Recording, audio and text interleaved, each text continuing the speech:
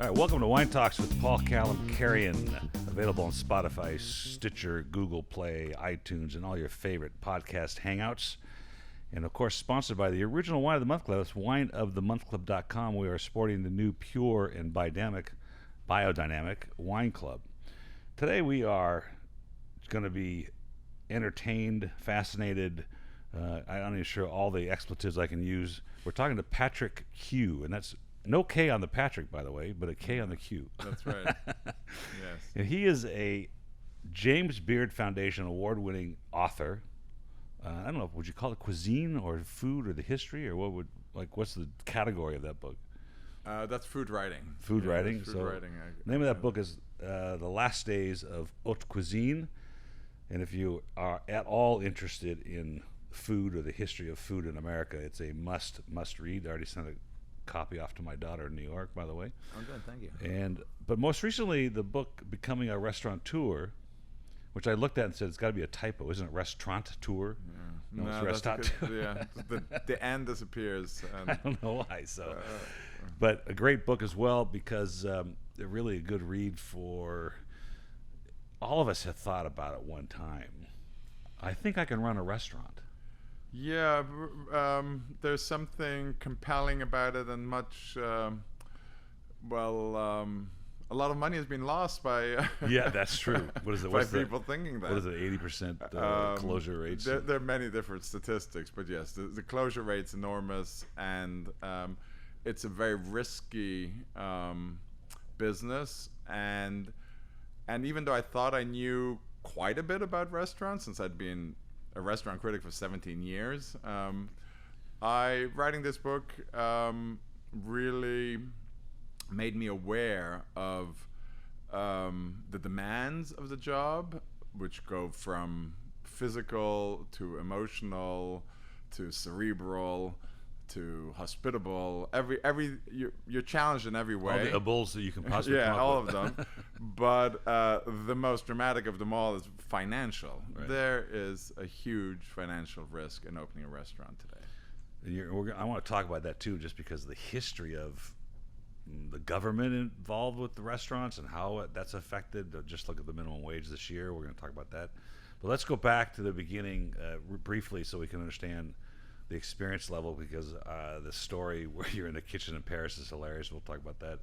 But you were in college, you said, in Trinity College in Dublin. I Dublin. Attended Trinity College Dublin for 1 year before dropping out. Yeah. But your mom was Irish. She was Irish. Was she born in Ireland? Oh yeah, she was born in Mallow, County Cork, and was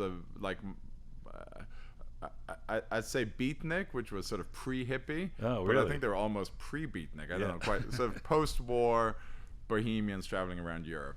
And your father's American? My father was American, born in New York City, was in the Air Force in the Second World War, and decided that he wanted to be a poet in Europe, and got whatever was left of his GI Bill. Went to Europe in the early 50s and was a poet. That's fascinating. Yeah. So what part of Europe was he in? Well, he settled in Spain, in the south of Spain, Wow. which was, at the time, very little tourism, and Spain in the early 50s. So then how did you end up at Trinity College? Because when my parents divorced, we went back to Dublin, and I spent what the Irish call my deformative years in Dublin, from 8 to 18. I thought maybe it was the only school that accepted you, and that was the Yeah, mistake. probably. Anyway, so you went there and you decided that wasn't happening, and the food kicked in somehow. So yeah, the food. I'd always enjoyed restaurants. My mother had worked in restaurants. I enjoyed food. It was, food is a great entry point into a country for many people. So when I went to France, I immediately gravitated towards restaurants, and became a passably good line cook. I've seen too many great cooks to think that I was anywhere in there. But a passively good line cook. I could hold my station for. That's great. For a service. Well, that's an important feature. You Yeah. know, like my daughter worked the line. She wanted to learn how to work the line, so she worked the line. Okay. But what year was that about? When you left school and you decided to go cook?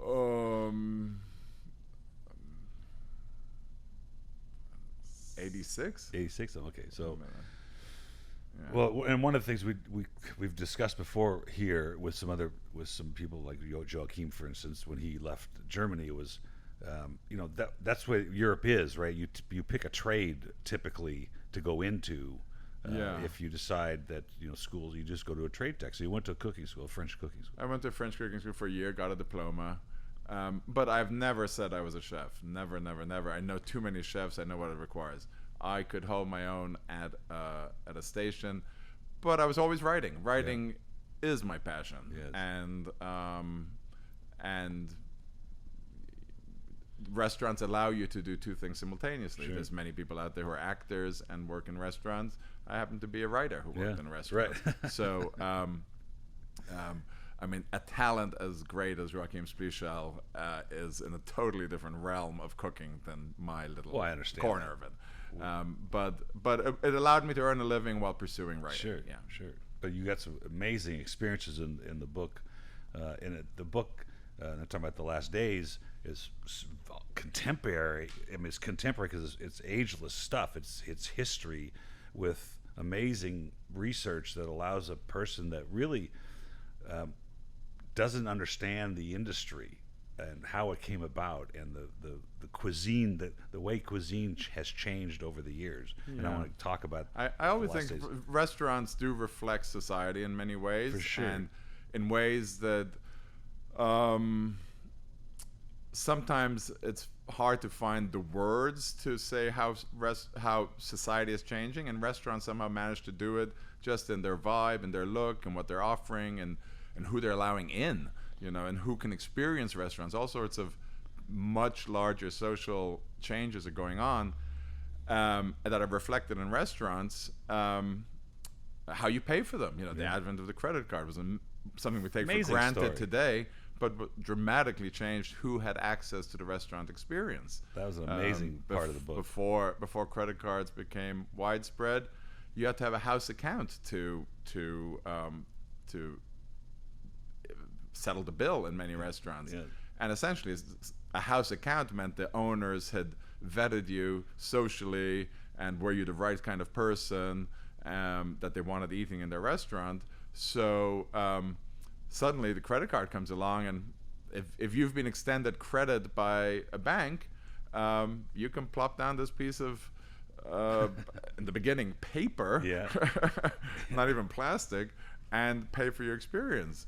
And that book did come about because of an anecdote, a specific anecdote. I was still working as a cook in San Francisco at the time, and Jacques Pepin was a friend of the owner. And one night at an event, Jacques Pepin started telling the story of the day that Henri Soulet, who was the owner of the incredible Le Pavillon in New York, kicked out Joe Kennedy, the father of Joseph Kennedy, the father of Jack Kennedy, from his restaurant. And I was all ears. That was fascinating. Yeah, it was fascinating to me. It's because people don't realize there's a backstory to restaurants. Yes. There's all sorts of things that have gone on. And just I'll briefly say, John F. Kennedy had been elected president, and they always ate at Le Pavillon. And he still hadn't been inaugurated, and they were eating at Le Pavillon, the entire Kennedy clan, and there was a photographer in the dining room, and Joseph Kennedy didn't like the idea of a photographer seeing the whole Kennedy clan eating in such an expensive restaurant, and he sort of summoned Henri Soulet and said, kick him out. And the one thing you don't tell a French restaurant owner is what to do in his dining room. and Henri Soulet said, "No, I'm not kicking him out."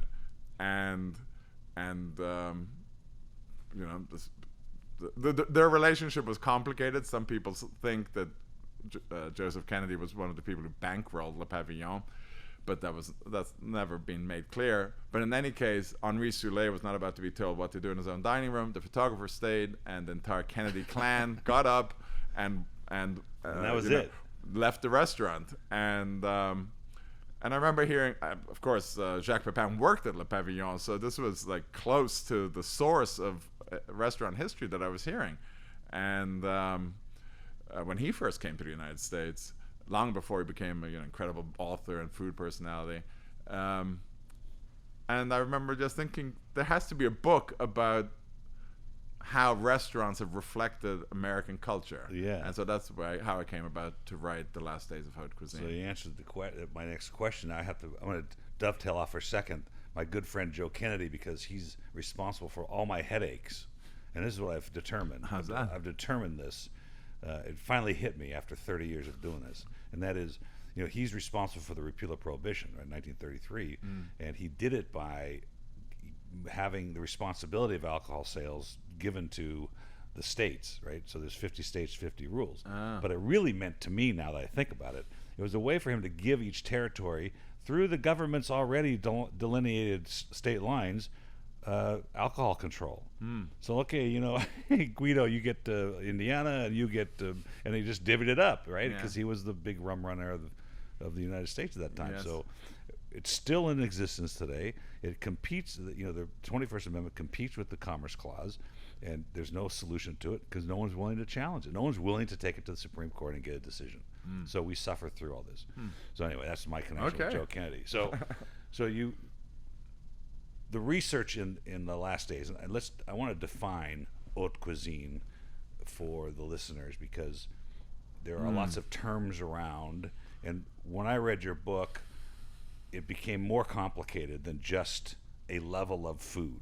It seemed like, to me, included the ambiance, like the terroir of a wine. It included the terroir of a restaurant. It included the wine, the chef. It included sort of like bundle. But tell me what you're... Well, haute cuisine can mean many different things. I mean, as translated, it means high cooking. But there are many... I guess within the French canon, there are many different types of cooking. There's cuisine de Provence, so that would be the cuisine that's regional cooking. Yes. There's cuisine bourgeoise, which is more kind of a seasonal cooking, but farmer village type cooking? Not so much. It's more urban. It's more of a social class, but it's not. It's very bourgeois. true to its roots. It's very market-based. It's very simmered. It's thrifty. It's not. It's everyday food, but at a very high level. And haute cuisine is sort of the what would I say it? The highest level. It's the NBA. It's the It's not just from the ingredients, it's from the preparation, it's from the chef who's making it, it's from... There are traditions, there are very much traditions, and Escoffier, of course, is considered the father of it, but in truth, it can be considered a pejorative term, like, oh, that's so haute cuisine, like outdated and sort of obsolete, yes. or it can be considered completely dependent on skill, talent, the best ingredients. Yes. There is a contemporary version of haute cuisine, and it can feel very. It's what Michelin 3 stars are doing every day. It can be very authentic. Yeah. It can reflect talent. It can reflect seasons. It can reflect place. It can. You very much when you say terroir. There. From a great restaurant in Alsace is completely different from a great restaurant in Provence. Just like a great restaurant in New York should be different from a great restaurant in Los Angeles. So the thought that first I want to define Auguste Escoffier, who wrote his book in 1897, I think. Forgot the name of it. Le now. Guide Culinaire. Yeah, Le Guide Culinaire, which is the penultimate French cookbook, right? So he sort of it's defined. outdated, but it influenced many a generation of chefs. At that time, he defined sort of this Yes. baseline of French cooking. Yes. Which Julia Child took to the next level. But the idea which you just mentioned, which is New York has a cuisine and LA has a cuisine, and one of the conversations I've had with different French winemakers and the growth of French wine and regions as well as Italian, anything European really, where the region has got foods that tend to be paired with the wines they grow. Yeah. I don't think that's an accident. No, exactly. And here in America, we don't have indigenous wines, so we have this. And just Jacques Lardier from Louis Jadot said this to me. He said, you have this new world to work with, so you get to play and do different things and create a cuisine. And I think that's very, particularly California, a very important facet of the way we eat. Yes. But your book was talking about the origins of French cooking. Was there a reason why the French, obviously it's closest to Los Angeles, but all these French chefs came to New York? This is sort of the 40s and 50s where they decided to... Well, yes. What was very interesting about Le Pavillon was it was sort of the landing spot for many chefs who then went on to other restaurants. So it was one of those restaurants whose influence is massive because of the people who've worked there and have gone on to other restaurants. There had been French chefs, of course, in the United States before that, but it had never. What Le Pavillon did was not try and dumb it down. They were going for the highest level of French cooking that would have been the highest level in France. They just happened to do it on East 55th Street in New York. Soulé was an imperious character. He would not let men into dinner. Never mind coat and tie, of course, that was a given. If they weren't wearing a white shirt for dinner, you had to wear a white shirt. Wow. He was... It was a different version of the restaurant business. You didn't turn the tables. Your table was yours for the entire evening. Couples ate side by side in a very, it's a beautiful way to eat, as you know, when you're sitting side by side with the person you want to sit side by side with.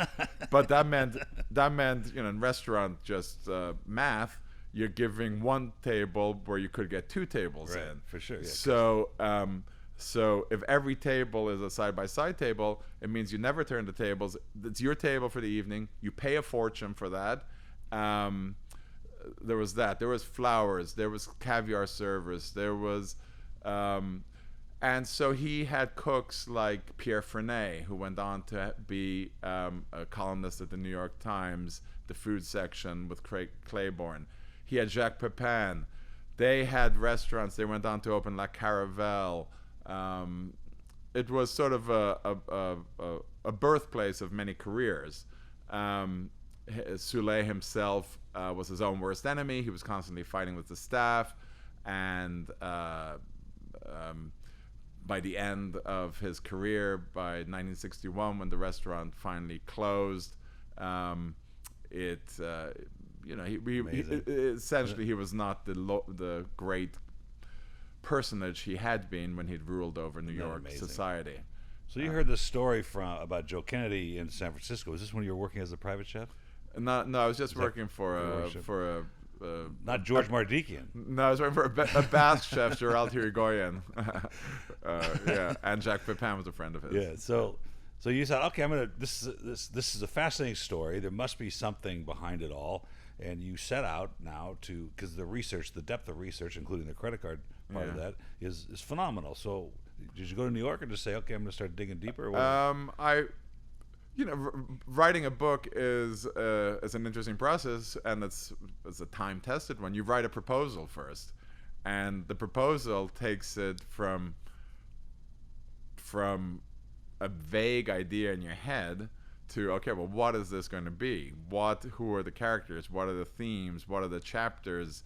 You have to write a sample chapter. Mm-hmm. This is if you want the publisher to give you an advance. Right. Sure. So it's a good process because we all have kind of books in our heads and whatnot, but the problem is, okay, well, what's the shape? What's chapter 2? What's chapter 3? Who's going to read it? Yeah, exactly. So it's a good process. I started writing a proposal. I was still cooking in restaurants. I wrote the sample chapter. You don't have to adhere to it. Nobody's going to say to you a year later if you sell the proposal, but you said chapter 3 was going to be, It's just you have to convince somebody else that you know more or less what you're trying to do. And so I wrote the proposal. I sold the proposal. And then all of a sudden, of course, it's the moment of truth. Oh, my goodness. Now I have to actually stop pretending like I know what I'm talking about and actually, know what I'm talking about. but with all writing, that was a great anecdote to hear, and it did provide me for that first place where so much in writing is, where do I start pulling on the yarn? Yes. You know, I mean, and so an anecdote or action or something real is a great place to start pulling on the yarn. Doesn't mean your book's going to start there, but you have something to work. You have something to work with. Yeah. Yes. And I haven't gotten through the whole thing, just so you know. But I do not want to know how it ends. Oh, okay. Except that, you know, the title is called "The Last Days of Haute Cuisine," and that's why I thought maybe it had a lot to do with not only just the food, but the whole character. Like, for instance, on Soleil making you wear white shirts. Because certainly there are restaurants around that serve, you know, food you would consider. Well, I just got done. There's a restaurant at Disneyland, you know, called Royal 21 or 21 Royal. It's $15,000 for 12 people. It's like the most expensive restaurant in America. Where's that? In Disneyland. So I'm hoping that's haute cuisine, right, at that price. But who knows what it is? So we have haute cuisine, and then I was talking to some other folks. We were talking about nouvelle cuisine. Tell me what your definition of nouvelle cuisine would be. Well, just let me preface this by what I meant by the last day of haute cuisine was the idea of exclusivity of haute cuisine, and that only very select people could have the gastronomic experience. I see. And what the United States really said was, well, though that's not really the way we operate. If you are interested and if you can afford it, there's no reason why your background, your social class, your ethnicity, or anything else should be a reason to not have the gastronomic experience. And unfortunately, all those things had been true before. You know, Sure. It was a very closed club of fine dining. So, so in the book, I do follow Chez Panisse. I explore Chez Panisse in Berkeley. How did a bunch of people who'd never cooked, who had BAs, MAs, PhDs, and whatever from Berkeley, read a few books and say, "Hey, we're going to do a restaurant," and turn into one of the most important restaurants in this country, just like the Pavillon, in terms of people who would come out of it, people who would work there, establishing a whole aesthetic of cooking. I went to the early days of the new Las Vegas. I went when Sirio Maccioni of Le Cirque opened Le Cirque at Bellagio, no? the Bellagio. Yeah. And okay, what does it mean when a guy who's worked at the Villa d'Este and the greatest restaurants in Europe, and who started Le Cirque in New York, ran Le Cirque in New York? What does it mean when he's in a casino? Yeah, well, it's a good question. So anyway, that. But to get back to nouvelle cuisine, when it started, it was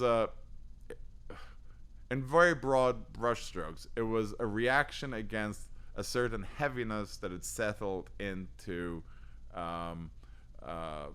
gastronomy in France. Right. And a lot of the dishes seem to be done by rote, and a lot of the dishes seem to be there with really to impress people, but not because it was seasonal or driven by a tradition or anything.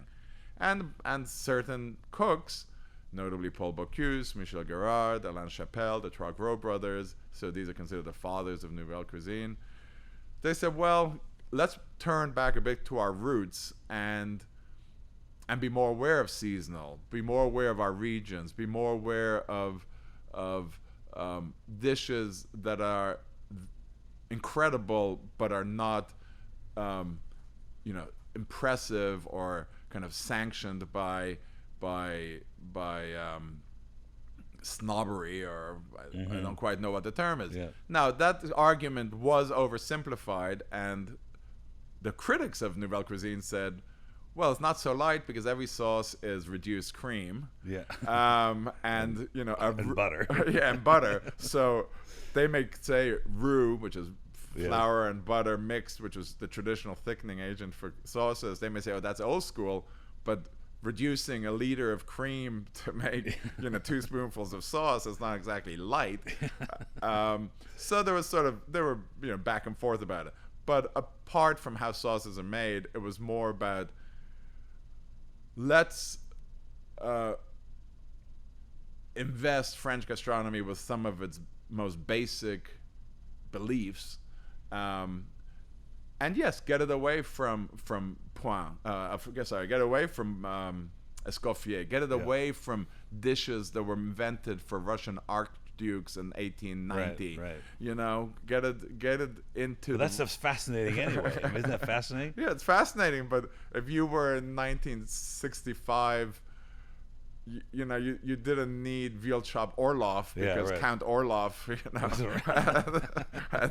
had greased somebody's palm. I will say, Escoffier's bechamel has reduced salt pork. His and it's pretty heavy, and I love making it. But it's pretty heavy. I use bechamel all the time when I'm making cream spinach. Yeah. Because I like so that good. Kind of billowy. Thing that bechamel can do. Well, Joachim said that he was like first of all he says, I don't understand this nouvelle cuisine idea. That's not so new. He goes, in the 70s, I was walking to Nice down to the farmer's market. I'd go get fish right from the boat. We'd buy vegetables from the thing and take it to the restaurant, and we wouldn't prep anything. We would start cooking when the bell went off, when the service started, and that's when it happened, and that's pretty new, right? That's a fantastic aspect of it. Very little prepped in advance. And the great masters of it who could work without a safety net, Freddy Girardet in Switzerland, Jacques Maximin at the Hotel Negresco that Joachim worked with. Right. Everything, lots of things were done. They had their mise en place done, but nothing was cooked in advance. And so that was real nouvelle cuisine. Very fresh. Very immediate. The flavors were very pure. Nothing denatured. When you started to peel this book back, did you find it more fascinating as it was going on, and just you wanted to tack more stories in the book that you never got in there because you would have gone on forever? The Last Days of Haute Cuisine. Yes. Writing. You can have too many anecdotes. You can have too many characters. You can have too many anecdotes, and it's one of the hardest things about writing, cutting. Yes. But I really want to say this story. I think it's really funny.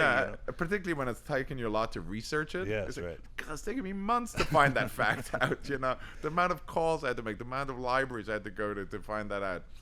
But those are the hard calls. If it's not contributing to moving the narrative forward, invariably it's better cut. The reader is never going to know what was cut, so you sort of just take one for the team and say it's got to go. So I did. Not everything I know has to be in this. I think it was Soleil that was on the cover of Life, or he was quoted in Life many times. He wasn't. I don't think he ever was on the cover. There was a cover. You mentioned it in one of the. He was chapters. In Time magazine. There was a hat. He's got a top hat on. If it's Soleil or one of the other guys that, or maybe it was the critic. Lucius Beebe. Yeah, it was him. Yeah. So I went and looked it up. I'm like, I got to see if this is real or what this picture looks like. Because I'm always in antique stores and you see these Life magazines. Now I know one that'd be interesting to get an article about food.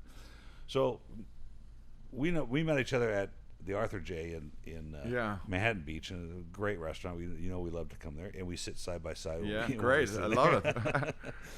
But that one night we're sitting there, and somebody congratulated you for your book, and then you said, yes, I have a book signing tomorrow, which was across the street at Pages. And I'm like, what book, Patrick?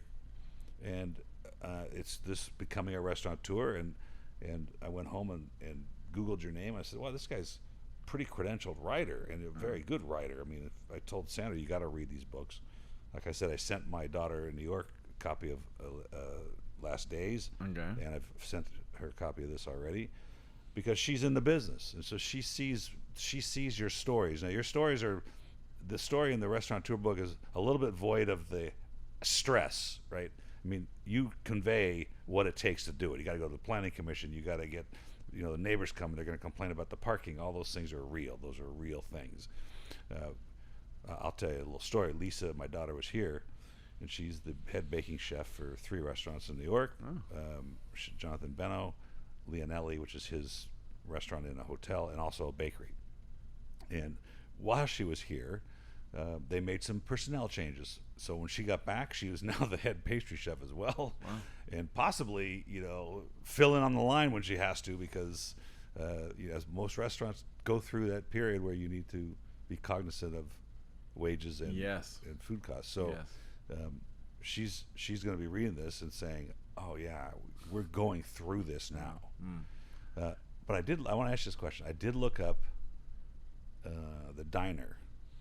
Did it ever open? I think it's going to open soon. All Day Baby. All Day Baby. Yeah, Yes. it's going to open soon. It's going to be fabulous, from what I understand. But that book, we did meet at the Arthur J. I'm now a manager at a restaurant in Manhattan Beach. That's its own story of how magazines sort of have fallen on hard times. But I love working there. It's taught me a lot about the hardships of restaurants, the emotional toll, the physical toll, just the hours. How's that changed from when you were in the kitchen in Paris and San Francisco as a private cook in San Francisco as well? Has it changed much? Well, I think restaurants have become a far more important part of people's every day. That's true. Does Arthur J have DoorDash? Do people use DoorDash or Grubhub? We vary our there's some we're taking some of them, not taking others. It's a bit of a work in progress. I'm just wondering who gets a steak. It's a bit of a work in progress. Tomahawk steak on Grubhub or something. That's interesting to know. But restaurants have become a far more important part of people's everyday. It used to be special occasion, destination, save up and go out. Now, life has sort of changed, and this whole casual dining segment is just because people have long, stressful days, and having a restaurant meal at the end of it is sort of, one of the great pleasures of everyday life these days. It's where people gather. It's where families gather. It was always the case, but now it's even more so. We make time for each other in restaurants now. There's a piece of chicken in the kitchen right now at our house that's been sitting there for 3 days, because every time we come home, we're going to prepare it. We're like, too tired. Let's go to our favorite watering hole, right? That's what it's about. And I have this, I know it's crazy, but Sandra would never let me do it on my own. She'd think you're nuts. But if my daughter comes back from New York and she wants to open here, I'm all in. Right. I mean, I want to test it. I just really want to test my skill set to help her and maybe apply some business acumen to what she's doing, right? Yeah. But I'm glad you brought up the magazine thing. You were the food writer for LA Magazine. Yeah. Was LA Magazine part of the Times? No. Or was it separate? No. It was always separate. Los Angeles Magazine. Los Angeles Is the magazine gone? No, Los Angeles Magazine is still there, but like every other magazine, is having to figure things out with fewer ads and fewer space to write. smaller budget, and the internet provides many useful tools in terms of addresses and information and whatnot. And magazines, just like newspapers, have had to sort of big changes. Figure out what is our purpose. Yeah. And I am a newspaper and magazine reader and lover, and I will always read them. But nobody in the magazine business would tell you that things haven't changed. Yeah. How long were you there? I was the restaurant critic of Los Angeles Magazine for 17 years. Wow, that's quite a run. Yeah. So you must know Jonathan Gold. Yes. And these guys. Yes. All the rest. Wonderful. Great writer. Did you ever have, and I think during this book, either book and certainly as the critic, the ratatouille moment where you sat at a restaurant and you ate a dish and you went, OMG, either this is my childhood from my mom being a chef, or this was one of the best things I've ever tasted in my life. Well, many times I had this one of the best things I've ever tasted in my life, just because the level of chefs in LA is so high. Yes. Even though, for many years we were sort of second fiddle to San Francisco and California, but I mean, the level of food here is fantastic, and I'm glad that the chefs today are getting the recognition that they deserve. I didn't have the Proustian Madeleine, this flavor takes me back. But that movie came out when I was working critic, and it was certainly funny that was people's version of what a restaurant critic is, kind of. Yeah, well, of course. Yeah. Well, my mom's an incredible cook. She's cooked. My love of cooking myself. I cook all the time, and I was a chef. I actually worked at a beach diner and loved it. Yeah. And I was in charge of the whole kitchen, and it was an old Italian guy, Mr. Salentino, and he taught me that you must keep this kitchen spotless. I want to walk in at any given time. I don't want to see anything anywhere. It's you use the knife, put it back, make sure that grill's scrubbed all the time. And I lived by that. Yeah. And when I cook at home, I do the same thing. And the rest of my family doesn't really do that. It drives me crazy. And my daughter, who now is the baking chef, used to make the biggest mess there ever. And now she's got the towel over her shoulder when she comes to work, and it's spotless. Why? Because she went to French pastry school, and she worked in Paris. Yeah. And you just don't do that. No. Right? The kitchens are, the kitchen at Orsi, after 30 years, you'd think they built it yesterday. I mean, they gave us a tour, and it's like, this is unbelievable. This is Orsi in Lyon, 2-star Michelin. Yeah, it's a tradition in France that after each service you sand down the range. Yeah, so, that's right. Every piece of metal is shiny. There's no caked on food on the range, and so, but now, let me ask you a question then. So if you and I kind of look around now because of that experience, but there's a lot of American kitchens that aren't like that. They weren't trained that way. And when Lisa did her stage days at a couple of different restaurants in New York, she left them saying, "No, I'm not working here because the kitchens weren't to that standard." Isn't that an important standard to have in a well, every chef runs his own kitchen the way he or she wants to.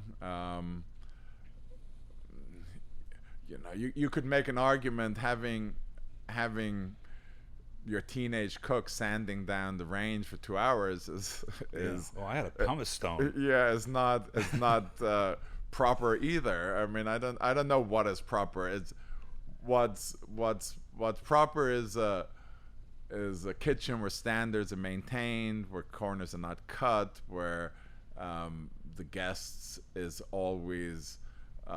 needs are always considered above everything else, and where the team respects each other. That said, working in a dirty kitchen, nobody's going to enjoy that. No. But they're big aspects to running a kitchen. So going back to the original question, I get tangent all the time, but we were in Paris. We were sitting in a brasserie somewhere, and I ordered the quiche, and this quiche came, and I was 5 years old. Because my mom made the same quiche, turkey and broccoli. I forgot. Was that quiche Lorraine? I don't know which one it is. Quiche Lorraine has cheese, onion too. This was a broccoli turkey thing, and I sat there, and my wife's like, "What's going on?" I said, "I cannot believe I'm back in Palos Verdes Estates in 1965 with this meal. It's amazing to me." So I thought, with wine, it's the same. Our senses are so memorable, and you can remember things. There are wines I've tasted years ago that if they bring them now, I will say I've tasted this just by smelling it. Amazing, because it's such a memorable sense. And food, I think, is the same way. That's why I asked you that question. Yeah. So when you're at LA Magazine, your daily job was what did you do as a food critic? I think people would like to hear what does a food critic really do? I'd go to restaurants. I would keep my anonymity. I had credit cards that had different names on them. I would keep track of my reservations and what name I'd used. It was an interesting period because the cell phone came in, caller ID came in during all this time. So you're busted. So yeah, there would be times where I'd be giving one name, and the hostess would see my name, and there's all sorts of technology was evolving as I was doing this. The line in the sand was never take anything for free. My editors had always said, if they recognize you, that's fine. You can't but never accept freebies. Why? Because it compromises your opinion in terms of what the reader, is getting. Yeah. And I don't say this with naivete, because it takes a big budget to pay for somebody to go out to dinner all the time. And if you're working for a very small neighborhood newspaper, there is no budget. You either pay for the meal yourself or the restaurateur gives it to you. But I was lucky enough to work for a magazine that had the budget. And the goal was to give a reader unbiased opinion of what going to eat at this place was. And if the restaurateur had just given you and 5 friends incredible meal, or just a meal, your opinion was compromised. You could not. It's a good point. Yeah, really good point. So I was very lucky to work in that version of restaurant reviewing, where I could, if perhaps not always do it anonymously, but always do it with the magazine pane. And you were doing all levels. You were doing diners to taco stands. I tried to do all levels, and certainly roundups allowed you to write about small places, give them a few words, 20, 30 words. But I guess it was old school traditional reviewing, which was 3 or 4 pages with pictures about one place, and our magazine had 12 issues a year, so I got to weigh in on 12 restaurants a year. Weekly newspaper reviewing is you have to produce one every week, and that's very hard to do. That's a lot. I really respect people who write a weekly restaurant review. It allows you to do a bit more, quite a bit more, but it's still all the newspaper restaurant critics I know, they certainly keep to as anonymous as possible, and certainly paying for everything that they eat. So that in that time, because I have the Michelin Guide here. In fact, in this book is where I learned why the Michelin Guide started in 1929, and they wanted you to drive cars to use up the rubber so that you'd buy more tires. Right? So they didn't review restaurants in Paris. Wow, I see. Really? Yeah, only in the outskirting villages. So, but it was void in Los Angeles for a long time, and as of like even a month and a half ago or 3 months ago, you could bring up the Michelin Guide. There were no starred or suggested restaurants in Los Angeles, and now they're out there again. When you were working was the Michelin Guide in LA? There was a period when Michelin came and went, and I don't think they've quite got LA. And then they've returned recently. Yeah. And I know and admire several of the chefs who've received Michelin stars, and I'm incredibly happy for them. I know it's had a great effect on their business. So that's my next question. The effect on the business is it dramatic? Huge. Yeah. There's the restaurants. For instance, Cali, a great restaurant chef.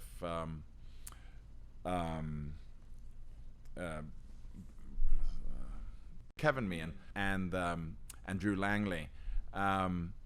They got a Michelin star, well-deserved Michelin star, incredible food, incredible wine service, and Chef Meehan was telling me, Chef Kevin was telling me the other day,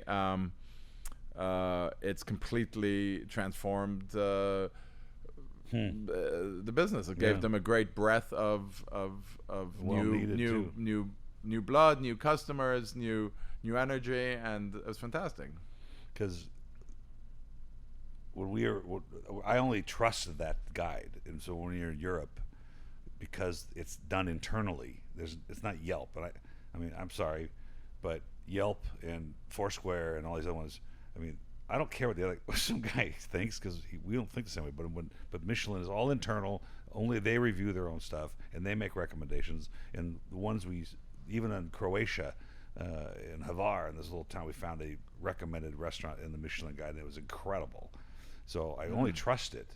And I was really disappointed at the time. I had Molly Hill from Sequoia Grove in here. This is, I don't know, maybe 3 or 4 months ago. And I looked at my phone, and it wasn't up there. So they had just come on, because they're on here now. LA, and Nancy Silverton got a star from Mozza. And quite a few restaurants got. So I brought up your name. We were in Manhattan Beach. We ate at Love and Salt with some friends. Oh yeah. and there's a Krikorian South pizza. And I looked at that. I go, that's kind of strange. And I know Mike well. He's Nancy's friend. And so I text him. I go, is this pizza yours? I took a picture of the thing. He goes, yeah, that's mine. He goes, I'm a good friend of the chef there, who wasn't in at the time. So I said, well, and we started talking afterward. I talked to him yesterday about some stuff. And he says, I told him I was going to be talking to you today. He goes, oh, say hi to him. He knew who you were. Do you know Mike? Mike was. I don't know him, but yeah, I know he was the gang beat writer for the LA Times. Yeah, he's written quite a few op-ed pieces that I've enjoyed. Yeah, he's a great guy. Last time I talked to him, before that, he was in Umbria with Nancy, and somebody had bought for $50,000 at a charity event dinner for 4 or 8 at her house in Umbria. Wow. And that's when he was entertaining them. So what's next for Patric Kuh when it comes to writing, restauranting? I know that. Well, I don't know. I'm going to pursue. I'm always going to be writing. Yeah. I hope. I hope to continue developing in the restaurant field professionally. Yeah. It's always a challenge, but and there's evenings that can leave you very dispirited if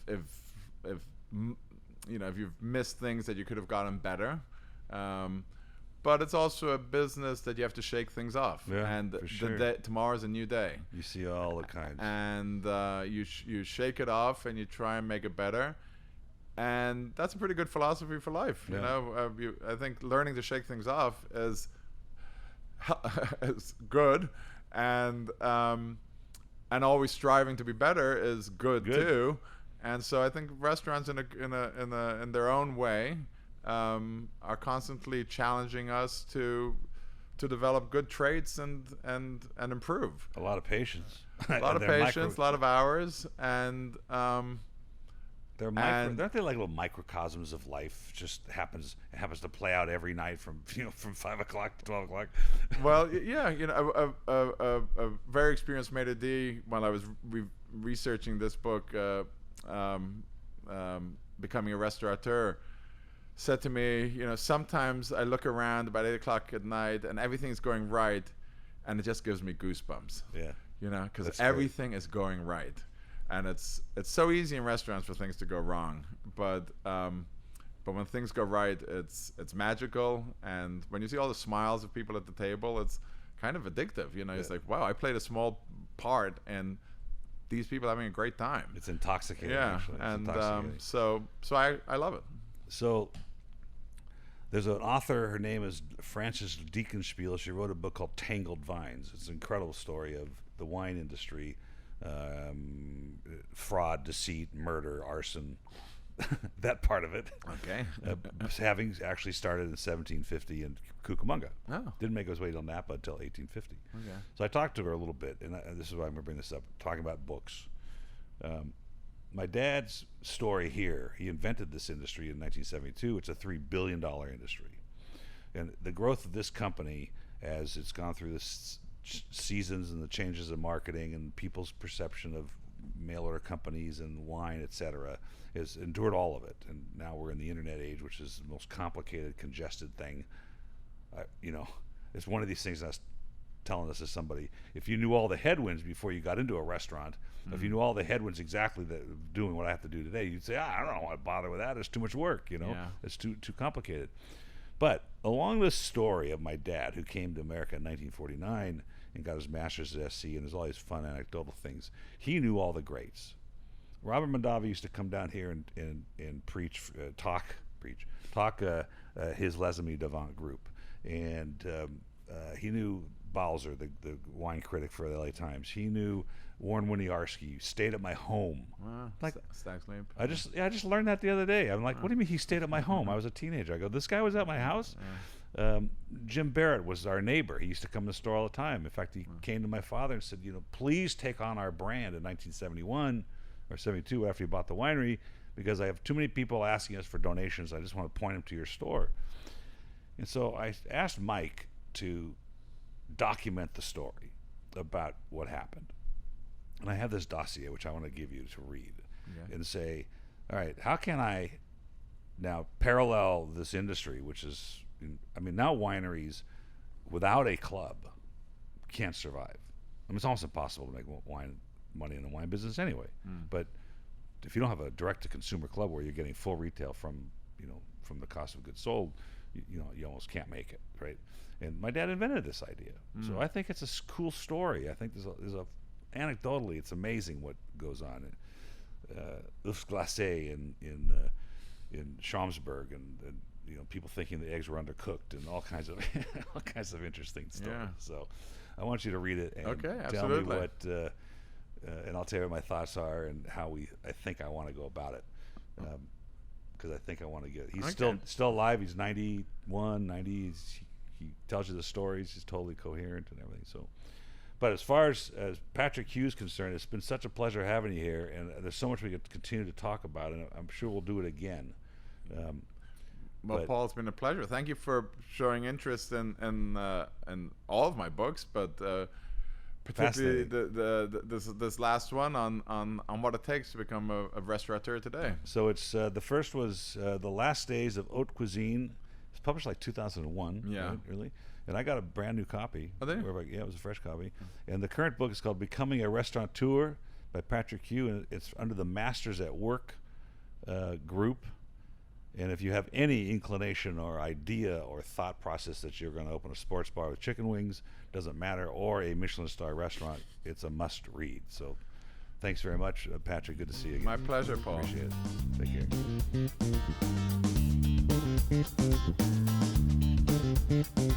care.